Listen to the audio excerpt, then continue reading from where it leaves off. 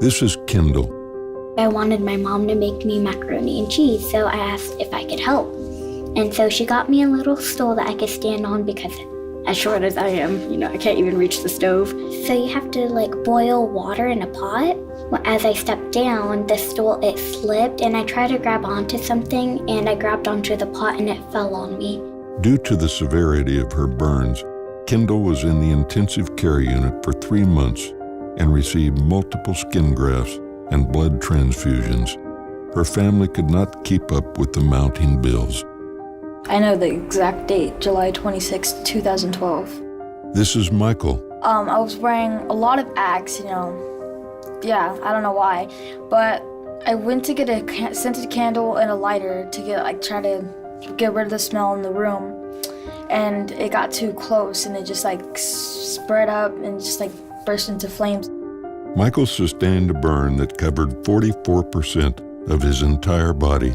He was hospitalized over 2 months and endured many surgeries. And I still have to go sometimes to surgery. And then after the surgery, there's a whole bunch of pain and then I have to be in bed for 5 days straight sometimes. That's the hardest thing when they always stare and they ask things kind of rudely when they say ew, what happened to your neck? And I'm just sometimes I just say, oh, I got a rash because I don't even feel like explaining the whole thing. Because I'm just a normal person like you and me. So. Try not to focus on the pain, because when you focus on the pain, it just makes it worse. This is Jespa. For 17 years, he was not able to straighten his arm, and the back of his arm was fused to his forearm. He was not able to stop the seeping from his eye. He had never received any treatment for his burn injury. Then there was the Children's Burn Foundation. Children's Burn Foundation is a foundation where they help lots of kids all over the world who are burned, and they're just a really loving group, and they're very amazing. They do a lot. It's hard to list all of them because there's a list more than a mile long.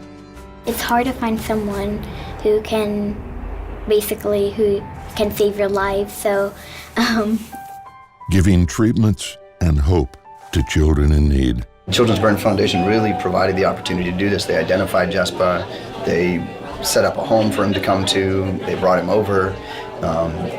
There's a ton of different things go into any little operation. I can use my hands and ride a bike. Before I was not able to do it.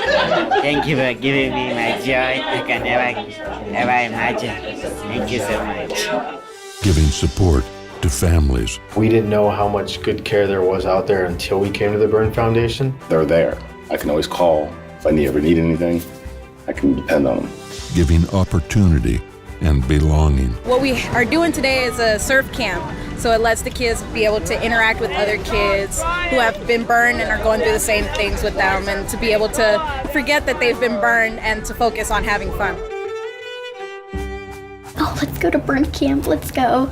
Giving knowledge and prevention to classrooms and schools, reaching more than 71,000 children and adults this year alone.